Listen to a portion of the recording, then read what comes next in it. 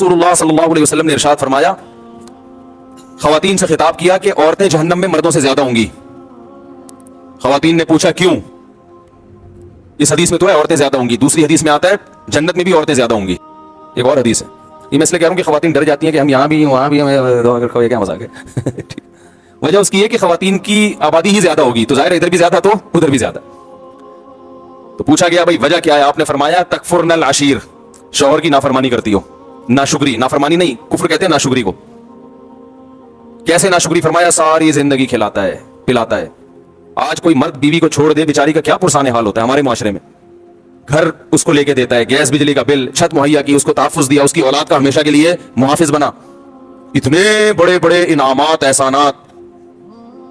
और नबी ने फरमाया किसी दिन थोड़ी सी ऊंच नीच हो जाए, उसकी तनख्वाह कम हो गई बेचारे की, अब गोश्त नहीं ला पा रहा, तोरियों पे गुजारा करवा रहा है, नाश्ते में अंडे का इंतजाम नहीं कर सका, आज बेगम बगैर नाश्ते के रह लो, आज नाश्ता नहीं करते, ठीक है ना, थोड़ी तनख्वाह मेरी, हालात टफ चल रहे हैं, या नाश्ता करो मगर अंडा ना मंगवाओ, पराठा डबो के, मुफ्ती साहब ने कहा डबो के खाने का अपना ही मजा है, तो आज हम पराठा चाय में डबो के खा लेते हैं। तो नबी सल्लल्लाहु अलैहि वसल्लम ने फरमाया कभी कुछ हो जाए ना तो क्या औरत ताना कैसा देती है, मा रअयतु मिनका खैरन कत्तु, मैंने कभी भी आपसे खैर, सब औरतें नहीं लेकिन बहुत सी औरतें ये काम करती हैं कि मैंने आपसे कभी खैर नहीं देखी, मैं इस घर में आई हूं मुझे मिला क्या है। कितना बड़ा जिंदगी भर के हमारे मुस्लिम मुआशरे में तो मर्द तो बहुत ज्यादा तहफ़्फ़ुज़ देता है, कैसे बाप अपनी बेटी के लिए रिश्ते तलाश कर रहे होते हैं क्योंकि अच्छा आदमी मिल जाए, और फिर तलाक से डरती भी है, कहती है तलाक देके मुझ पे जुल्म कर दिया, मुझे ये कर दिया, तलाक देके क्या किया उसने, अपने आप से जुदा कर दिया ना, अब रो क्यों रही हो? इसका मतलब वो ना देता तो तुम पर एहसान था उसका कि उसने तुम्हें ठिकाना दिया हुआ है, और देना गलत समझा जाता है मुआशरे में, इसलिए कि वो जो तमाम तहफ़्फ़ुज़ात उसने दिए हुए थे वो तुमसे छीन लिए हैं, तो नुकसान औरत का होता है कि नहीं होता? तो कितनी बड़ी फजीलत है। लेकिन नबी ने फरमाया कि तकफुरनल अशीर, जो अशीर है ना हमेशा साथ रहता है तो उसकी नाशुक्री करती है। एक औरत 4 मर्दों को जहन्नम में लेके जाएगी। कहा जाता है कि क़यामत के दिन एक औरत 4 मर्दों को यानी शौहर, बेटा, भाई और बाप को अपने साथ जहन्नम में लेके जाएगी कि ये मुझे नमाज का नहीं कहते थे। क्या ये बात सही है? खालिद महमूद लाहौर से। इस तरह तो मेरे इल्म में नहीं है कि कुछ तरह के स्पेसिफिक अल्फाज आए हों कि एक औरत 4 बंदों को लेके जाएगी, लेकिन एक उसूली बात यह है कि जो मातहत होता है वो जिम्मेदार, उसके जो भी उसके सरपरस्त होते हैं वो उसके जिम्मेदार होते हैं। शौहर अगर बीवी को नमाज का नहीं कहता मोहब्बत से या किसी भी हिकमत मसलहत के साथ उसको दीन की तबलीग नहीं करता, तो जहाँ औरत खुदा न ख्वास्ता जहन्नम में जाएगी तो वहाँ अल्लाह उसके मियाँ से भी पूछेंगे कि तुम्हारी कस्टडी में थी, तुमने इसकी इस्लाह की फिक्र क्यों नहीं की। तो इसी तरह कोई छोटी बहन है तो बड़े भाई से भी सवाल हो सकता है इस बारे में। और किन किन को जहन्नम में भेजा इन्होंने? शौहर, बेटा, भाई और बाप। हाँ, बेटा है, बेटा अगर अपनी माँ को की हिदायत की कोशिश नहीं करता इज्जत एहतराम के साथ तो इस बात का इम्कान है कि क़यामत के दिन वो भी पकड़ा जाए। तो इस हवाले से इसमें औरत की कोई खासियत नहीं है, बल्कि ये तो औलाद भी माँ बाप को जहन्नम में ले जाने का सबब बन सकती है, छोटा भाई बड़े भाई को ले जाने का सबब बन सकता है, शागिर्द उस्ताद को ले जाने का सबब बन सकता है। हदीस में आता है कुल्लुकुम राइन व कुल्लुकुम मसऊलन अन रइयती, हर शख्स किसी न किसी दर्जे में सरपरस्त है और उससे अपने मातहतों के बारे में सवाल होगा। तो अब हिकमत के साथ, मसलहत के साथ अपने मातहतों की इस्लाह की कोशिश करनी चाहिए। हो जाए तो ठीक है, नहीं हो तो अपनी कोशिश आपने अगर कर ली तो फिर इंशाल्लाह फिर वो अगर दीन पे नहीं चलते तो इंशाल्लाह आपको गुनाह नहीं होगा इसमें। क्या कवाली सुनना जायज़ है? कवाली सुनना इस्लाम में जायज़ है या नहीं? उमर साहब लाहौर से नहीं, जायज़ नहीं है कवाली सुनना। मैंने एक आलिम से सुना है कि नबी सल्लल्लाहु अलैहि वसल्लम मुख्तसर बात फरमाते थे और ज़्यादा से ज़्यादा इनका खुतबा 12 मिनट का है जो कि हज्जतुल वदा का है। क्या ये बात दुरुस्त है? उमर साहब लाहौर से। मिनट तो मुझे पता नहीं है कि 12 मिनट का था, अलबत्ता ये बात ज़रूर है कि नबी सल्लल्लाहु अलैहि वसल्लम जवामिउल कलिम देकर भेजे गए हैं। आपने फरमाया मुझे जो पिछले पैगम्बरों पर फजीलत दी गई है उसमें एक ये भी, ऊतीतु बि जवामिउल कलिम। जवामिउल कलिम का मतलब होता है मुख्तसर बात हो मगर बहुत जामे हो। तो नबी को ये बलागत अल्लाह ने दी थी कि आप मुख्तसर बात में बहुत बड़ा पैगाम डिलीवर कर देते थे, तो इसलिए आप सल्लल्लाहु अलैहि वसल्लम की बात मुख्तसर होती थी और बहुत जामे होती थी। तो और इसका यानी ये लोगों के हालात पर है, खतीब इतनी लंबी बात करे कि लोग तंग होना शुरू हो जाएं, ये खिलाफ सुन्नत है। बाकी ये कि कोई आधे घंटे में लोग परेशान होते हैं, कभी दिलचस्प बयान होता है तो 2 घंटे तक भी लोग सुनते रहते हैं। तो यानी सुन्नत से जो बात साबित है, जो रूह है सुन्नत की, वो ये है कि इतनी लंबी बात ना हो कि लोग उससे बेजार आना शुरू हो जाए। लोगों के तबीयत को देख के, उनके मिजाज को देख के, उनके निशात को देख कर इंसान बात करे। आप क्या तौहीद परस्त मुसलमान को जहन्नम से निकाल कर जन्नत में ले जाया जाएगा? क्या मुसलमान जहन्नम से निकल कर जन्नत में जाएगा और ये कब होगा? ये तो सही हदीस से बात साबित है कि एक न एक दिन मुसलमान जो तौहीद परस्त होगा अपने ईमान की बरकत से सजा खाने के बाद बहरहाल जहन्नम से निकल के जन्नत में जाएगा। अल्लाह ईमान वालों को और काफिर को एक जैसा बदला नहीं देंगे।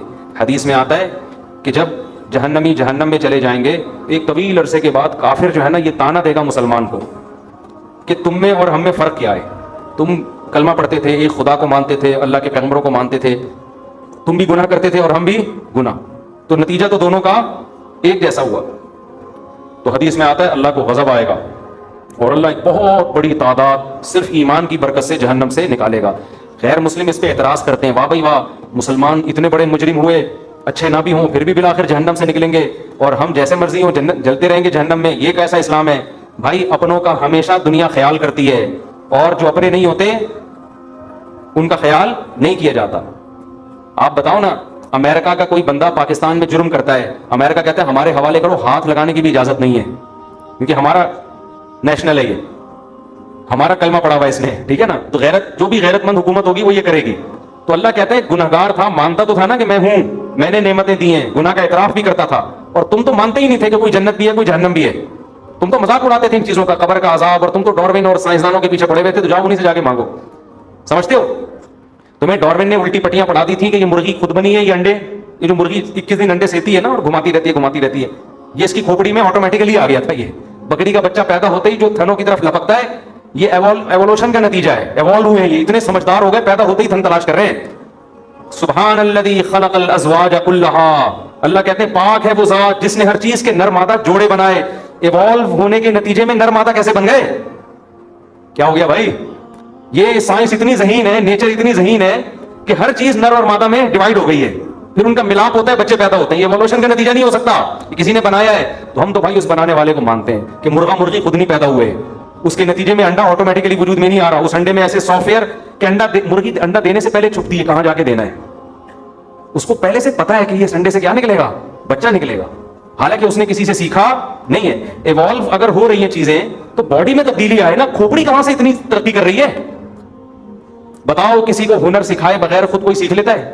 ڈرائیونگ کی سیٹ پہ بٹھا کے چلوانا پڑتا ہے تو جا کے انسان ڈرائیونگ سیکھتا ہے, جو بالکل سادہ سا کام ہے. مرغی نے انڈوں کو 21 دن بیٹھ کے سینا کہاں سے سیکھ لیا, اور اس کو یہ بھی پتا ہے اس کو کیا کرنا ہے, یہاں سے بھی پکانا ہے, اب یہاں سے بھی پکانا ہے اس کو, ٹھیک ہے نا. اور ایسے قربانیاں دے کے بچے نکالتی ہے, پھر ایسے ان کی پھر دانا توڑ کے ان کے منہ میں ڈال رہی ہے, پہلے ان کو کھلاتی ہے پھر خود کھاتی ہے.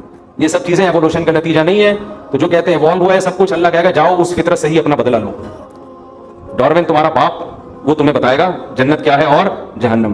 جو اللہ کو مانتے تھے کہ یہ سب کسی کا پیدا کرتا ہے, اللہ کہے گا آج جنت انہی کے لیے ہے, ان کے علاوہ کسی اور کے لیے نہیں ہے. تو جتنا اچھا عمل کر لو, جنت بنائی اللہ نے ہے, تو اس کو نہیں مانو گے تو وہ پہلی شرط ہی نہیں پائی جاتی. آپ کسی ملک کے شہری ہیں, بہت اچھے طریقے سے رہ رہے ہیں, آپ سعودی عرب میں رہ رہے ہیں, قانون کو فالو کر رہے ہیں, ریڈ پہ رک رہے ہیں, گرین پہ چل رہے ہیں, بادشاہ کے حق میں تقریریں کر رہے ہیں. ایک دن کسی شرطے نے بولا تمہارے پاس اقامہ ہے یہاں رہنے کا؟ ہے بھائی, آپ نے کہا اقامہ تو نہیں, میں تو سرنگ بنا کے بارڈر کراس کیا ہے میں نے, اللیگل رہ رہا ہوں. کہے گا بھائی اللیگل نہیں ہوتا, آپ کتنے اچھے ہیں, نکلو یہاں سے. تو جو اللہ کو مانتا ہی نہیں ہے میرے بھائی, وہ تو نیشنل ہی نہیں ہے نا, اس کو تو قومیت ہی نہیں ملی ہے.